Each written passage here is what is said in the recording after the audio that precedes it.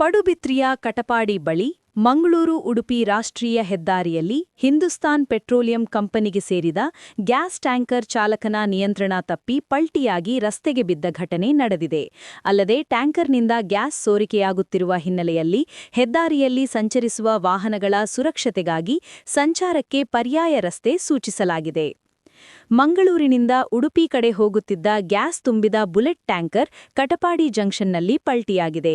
ಕಟಪಾಡಿ ಜಂಕ್ಷನ್ನಲ್ಲಿ ನಡೆಯುತ್ತಿರುವ ಅಂಡರ್ಪಾಸ್ ಕಾಮಗಾರಿಗಾಗಿ ರಸ್ತೆಯನ್ನು ಡೈವರ್ಷನ್ ಮಾಡಲಾಗಿತ್ತು.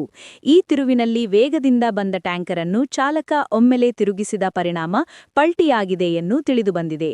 ಕೂಡಲೇ ಸ್ಥಳಕ್ಕೆ ಆಗಮಿಸಿರುವ ಉಡುಪಿ ಅಗ್ನಿಶಾಮಕ ದಳದ 3 ವಾಹನಗಳು ಟ್ಯಾಂಕರ್ಗೆ ನೀರು ಹಾಯಿಸುವ ಮೂಲಕ ತಂಪಾಗಿರಿಸುವ ಪ್ರಯತ್ನ ಮಾಡಿದ್ದಾರೆ. ಅದೇ ರೀತಿ ಇತರೆ ಟ್ಯಾಂಕರ್ಗಳ ಮೂಲಕ ನೀರನ್ನು ತಂದು ಹಾಯಿಸಲಾಗುತ್ತಿದೆ. ಸ್ಥಳಕ್ಕೆ ತಜ್ಞರು ಆಗಮಿಸಿ ಟ್ಯಾಂಕರ್ನಿಂದ ಗ್ಯಾಸ್ ಶಿಫ್ಟ್ ಮಾಡುವ ಪ್ರಯತ್ನ ಮಾಡಿದ್ದಾರೆ.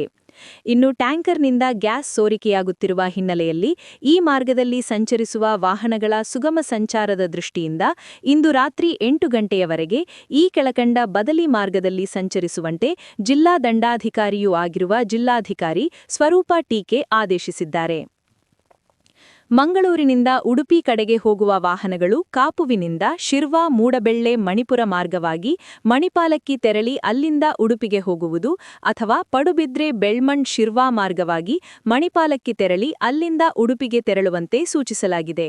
ಉಡುಪಿಯಿಂದ ಮಂಗಳೂರಿಗೆ ಹೋಗುವ ವಾಹನಗಳು ಮಣಿಪಾಲದಿಂದ ಮಣಿಪುರ ಮೂಡಬೆಳ್ಳೆ ಮಾರ್ಗವಾಗಿ ಶಿರ್ವಾ ಮಾರ್ಗವಾಗಿ ಕಾಪು ತಲುಪಿ ಅಲ್ಲಿಂದ ಮಂಗಳೂರು ಕಡೆಗೆ ತೆರಳುವುದು ಅಥವಾ ಮಣಿಪಾಲದಿಂದ ಶಿರ್ವಾ ಬೆಳ್ಮಣ್ ಮಾರ್ಗವಾಗಿ ಪಡುಬಿದ್ರೆ ತಲುಪಿ ಅಲ್ಲಿಂದ ಮಂಗಳೂರು ಕಡೆಗೆ ಸಂಚರಿಸಲು ಸೂಚಿಸಲಾಗಿದೆ.